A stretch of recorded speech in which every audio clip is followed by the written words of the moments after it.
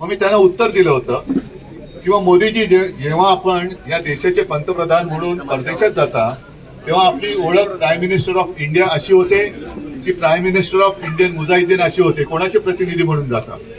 आणि त्याच्यानंतर त्याबद्दल त्यांनी काही बोलायचं बंद केलं. आज एकूणच जर तुम्ही बघाल तर पुन्हा एकदा घोषणांचा पाऊस पाडतायत.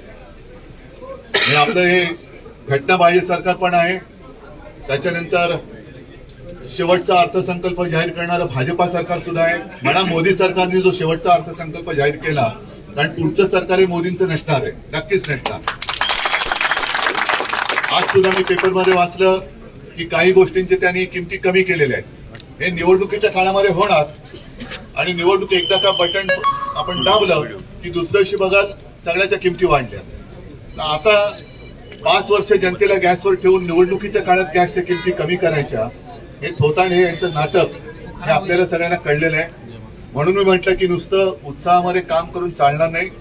तुम्ही सगळे महाविकास आघाडीचे कार्यकर्ते आहात, सभा तर होतीलच, पुन्हा महाविकास आघाडीच्या सभा महाराष्ट्रभर होणार आहेत. पण कार्यकर्त्यांनी म्हणून तुम्ही जे काय काम करायचे ते तुमच्याकडनं मला हीच अपेक्षा आहे की आजपर्यंत जसं 2014ला मोदीजीने केलं होतं ना चाय पे चर्चा, म्हणजे आता त्या सुद्धा गोष्टी बाहेर यायला लागल्यात. विदर्भामध्ये मी जाईन तेव्हा त्याच्याबद्दल बोलेन की विदर्भात जाऊन त्यांनी 2014ला जी आश्वासनं चाय पे चर्चा चहा पिता पिता केली होती ती अद्याप पूर्ण झाली नाही.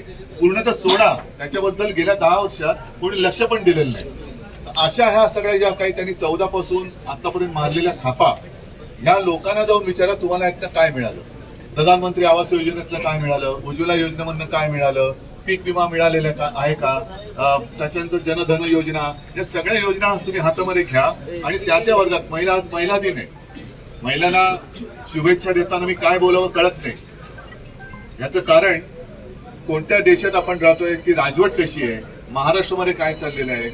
मग जो मेरा परिवार म्हणून मोदीजींनी मध्ये जाहीर केलं, त्या मेरा परिवारमध्ये मणिपूरच्या महिला येत नाहीत का, त्या तिकडे आंदोलनाला बसलेल्या आपल्या महिला कुस्तीपटू त्या येत नाहीत का. अशा सगळी महिलांची हालत बघितल्यानंतर काय कोणत्या तोंडाने महिलांना शुभेच्छा तरी काय देऊ. पण मी आज महिलांना एक आवाहन करतोय की महिला शक्ती म्हणजे काल ज्या आदिमायेचं मी दर्शन घेतलं तुळजाभवानीचं, त्या तुळजाभवानीचं तुम्ही सगळे रूप आहात आणि तुमचा आशीर्वाद आम्हाला या लढाईमध्ये पाहिजे. तुमचा आशीर्वाद पाहिजे, महिला शक्तीचा आशीर्वाद पाहिजे की जेणेकरून ज्या ज्या वेळेला असुर माजले त्या वेळेला जगदंबेनीच अवतार घेतले होते, म्हणून तिला आपण महिषासूर मर्दिनी म्हणतो. म्हणून मी तमाम महिला शक्तीला आवाहन करतोय की तुम्ही आता महिषासूर मर्दिनी बना आणि देशामध्ये जो हुकुमशहा माजू पाहतोय त्या हुकुमशहाचं मर्दन करून पुन्हा एकदा भारत माता म्हणजे पुन्हा ती महिला शक्तीच कदाचित जगामध्ये एकमेव आपणच असू की आपल्या देशाला आपण माता मानतो, भारत माता. त्या भारत मातेचं रक्षण करण्यासाठी आम्ही मैदानात उतरलोय. म्हणून देशातील सर्व महिलांना मी एक विनंती करतोय, त्यांना वंदन करतोय आणि त्यांचे आशीर्वाद मागतोय पुढच्या लढाईच्या यशासाठी.